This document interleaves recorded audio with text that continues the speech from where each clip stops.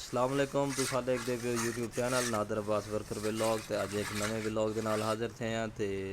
तुक दिखेंदे पियो अज असां सीढ़ी प्लस्तर करेंदे पियूं साइड प्लस्तर की है पहले उन तो बाद स्टैप प्लस्तर थी पे ज़बरदस्त कम थे माशाअल्लाह दी प्लेट भी ला दी है माशाअल्लाह बहुत खूबसूरत लगती पी है ते नादर भाई जड़न स्टैप प्लस्तर करेंदे पे गर्मी का कुछ अज जोर टुटे क्योंकि कल रात कुछ बारिश थी हल्की जी गर्मी है तो सही लेकिन इतनी को नहीं तो जोड़ा है अज ये देख सकते हो स्टैप प्लस्तर थी पे माशाअल्लाह बहुत खूबसूरती के नाल काम थी पे ज़बरदस्त नादर भाई जड़न काम को आज छिकी पे माशाअल्लाह पहले वीडियो तो तो दिखाया से काम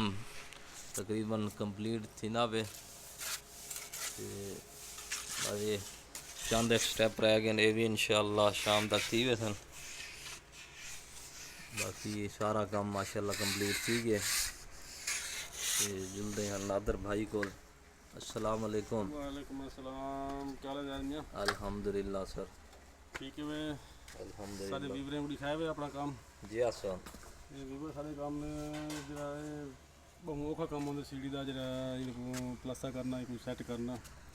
कोई थोड़ी बहुत कसर रह पैंदी है ना प्लस्तर ये उनको जरा ना कवर करने वास्ते बहुत मुश्किल होंगी है असा वो चीज़ा को नहीं किया बस थोड़ी भी सफाई दी है जी तो मुश्किल कोई को नहीं आई माशाअल्लाह सही सही चलती आती है बाकी साडा काम दा ये जिवें ज़ाहिर भी दसना पिया इंशाअल्लाह साडा काम इत्थों कनेंड थी वैसे अज की दिहाड़ी साडा काम इत्था गए उस तो बाद मुहर्रम में उनका जरा ना छुट्टियां करे सो इंशाअल्लाह अगला भी लोग तक अल्लाह।